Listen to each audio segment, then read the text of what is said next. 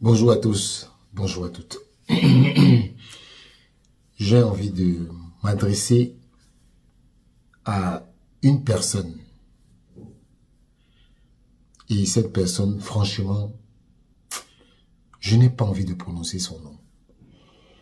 Tellement, à l'évocation de son nom, j'ai la chair de poule. Parce qu'il m'horripile.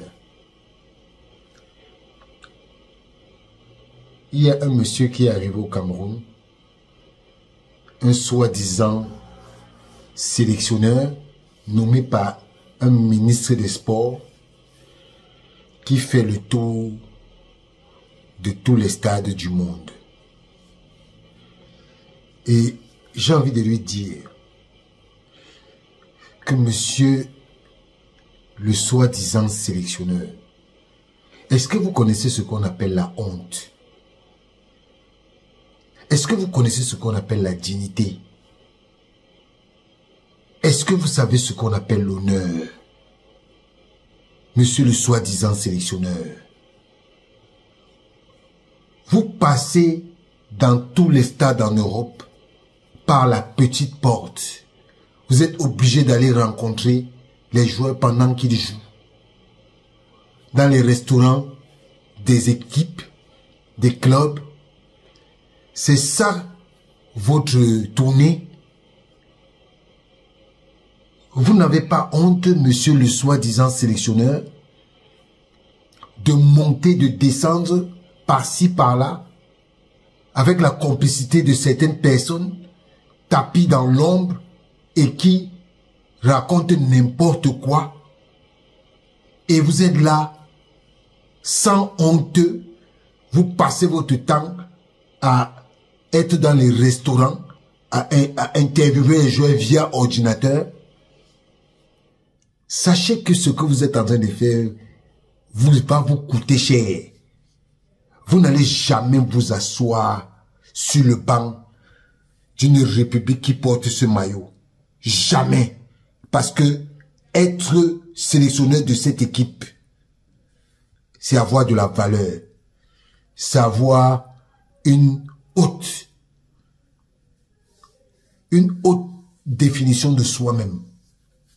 Si vous n'avez pas une haute définition de vous-même, que n'importe qui vous dise, vous n'êtes pas encore parti à la FIFA, hein? Vous n'êtes pas encore parti à la FIFA. Parce que tous ceux qui sont en train de vous manipuler vont être ceux qui bientôt vont vous supplier de rentrer dans votre pays. Parce que c'est ce qui va vous arriver. Vous allez rentrer dans votre pays.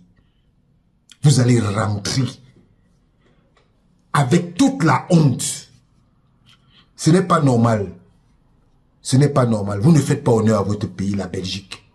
Parce que les Belges, ce sont des hommes de poigne. Ce sont des hommes d'honneur. Ce sont des hommes qui se font respecter. Le dernier en date s'appelle Hugo Broos. Oui, c'est un homme d'honneur. C'est un homme qui se fait respecter. Mais vous, avec votre attitude, avec votre façon de faire, avec votre façon d'être, avec la manière avec laquelle des pseudo-intellectuels vous mènent en bateau, montrent que vous n'avez aucune importance pour votre personne. J'ai du mal à voir un monsieur comme vous qu'on trimballe par-ci, par-là. La dernière étape, c'est de faire la liste.